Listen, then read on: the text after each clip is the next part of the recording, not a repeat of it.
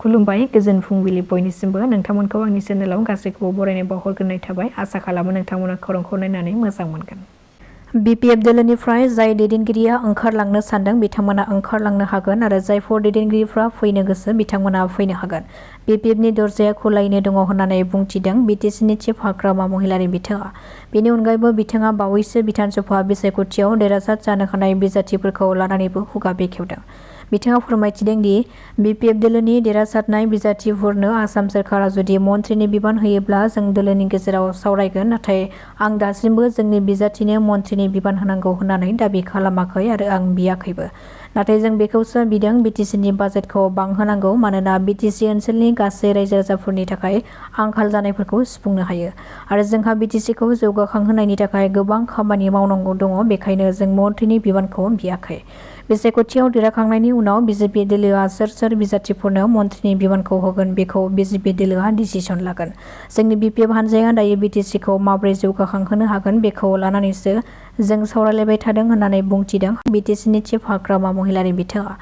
रायजोआव सोलिदों फिन आरोबाव नंखाय लटारि खेलानि फालांगिरि। अनलाइननि गेजेरजों नंखाय एनजिअनि मुं लानानै गोबां सुबुंफोरनिफ्राय टिकेट होनानै रां लुथिदोंमोन नंखाय टिकेट फानग्रा सुबुंफोरा।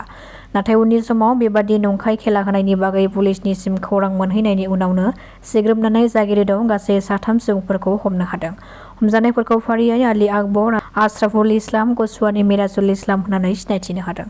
नाथाय दासिमबो बे नंखाय खेलाखौ दैदेनगिरि नगावनि जियापुरा खारखोमानानै दङ। पुलिसआ बे खारखोमानानै थानाय मास्टार माइन्डखौ एरेस्ट खालामनो थाखाय नागिरगासिनो दङ। बेखायनो आथिखालाव बेफोरबादि अनलाइननि गेजेरजों लटारि खेलानि टिकेट होनायखौ गोरलैयैनो गनायनो एबा फोथायनायनिफ्राय जानगाराव था, जाहाथे बेबादि खैफोदाव गोग्लैया। बिसायख'थिया जोबनानै थांबाय आरो बेनि फिथाइखौबो फोसावबाय, नाथाय दासिमबो खना खनला ओनसोलफ्राव बिसायख'थिखौ लानानै हिंसायारि जाथाया जोबनानै थाङाखै। बेबादिनो तिताबरनि रङाजान्थिनि आलियाव कंग्रेसनि जानानै फोसावदिंनायखौ लानानै हरनि समाव सोरबा सिनायनो हायै दुथां सुबुंफोरा कंग्रेसनि बिजाथि रुपाली दासनि गलाखौ सावनानै सेवहांगार खालामनानै गालांदों। हरनि 1 रिंगासो समाव सावनानै गालांनायनि अजदखौ होदों गलानि बिगोमा रुपाली दासआ। बेबादि इनायै गला सावनायखौ लानानै दुखु फोरमायदों रुपाली दासआ आरो बिसायख'थिखौ लानानै बेबादि हिंसायारि जाथाय खालामनाया मोजां जायाखै, आं रावखौबो गाज्रि रावजों सोंखारियाखै।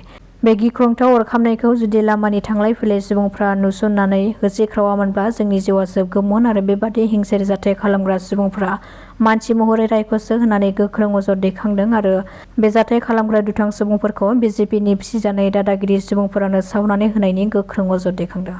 बे खेबाव गावनि फरायसाखौ जिनाहारि खालामनानै पुलिसनि जेयाव नांदों डक्टर दीपक बरा मुंनि प्रफेसारआ।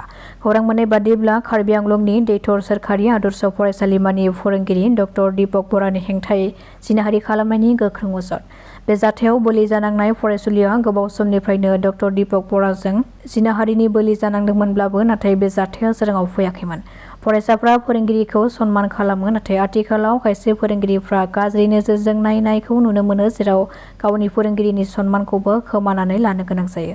नाथाय बे जाथायनि बागै नखरनि सुबुंफ्रा दायनिगिरि डक्टर दीपक बरानि हेंथायै थानायाव गसर होनायनि उनाव संदाननानै डिफु पुलिसआ गलाघाटनि लबनघाटआव एरेस्ट खालामनो हायो। बे फरायसुलिखौ जिनाहारि खालामनायनि अनगायैबो गोबां फरायसुलिफोरखौबो बेबादि मुगैथाव जिनाहारि खालामनायनि गोख्रों अजद दैखांदों डक्टर दीपक बरानि हेंथायै। बिसायख'थिनि फिथाइ फोसावखांनायनि उनाव मैयानि सानाव बड'फा कालचारेल कमप्लेक्सआव एनडिए मित्रजोट दोलोनि मोनसे गोनांथार बानजाय जथुम जानानै थाङो। बे हाबाफारियाव BTC ओनसोलनि गोदानै देरहासार जानाय BPFनि गासै MLAफोरजों लोगोसे BTCनि चिफ हाग्रामा महिलारी बिथाङा। बेनि अनगायैबो बे हाबाफारियाव बाहागो लाबावदों आसाम प्रदेश BJPनि आफादगिरि दिलीप शइकिया आरो MLA जयन्त मल्ल बरुवा बिथांमोनाबो बाहागो लानायखौ नुनो मोननाय जादों। मैयानि बे जानानै थांनाय हाबाफारियाव एनडिएनि लोगो हान्जा BPFनि गासैबो देरहासार MLAफोरजों लोगोसे BPF हान्जाजों सावरायदों BJPनि आफादगिरि दिलीप शइकिया बिथाङा। बेजों लोगोसेनो खौरांगिरिफोरनि सिगाङाव BJPनि आफादगिरि दिलीप शइकियाया BTCनि जौगाखांनायनि थाखाय BPF दोलोनो मन्थ्रि होनो थाखाय इसारा होदों। दासिमनि खौराङा एसेनोसै। नोंथांमोना खौरांखौ नायनानै मोजां मोनदोंब्ला चेनेलखौ साबस्क्राइब खालामनानै लानो हागोन। गोजोन्थों।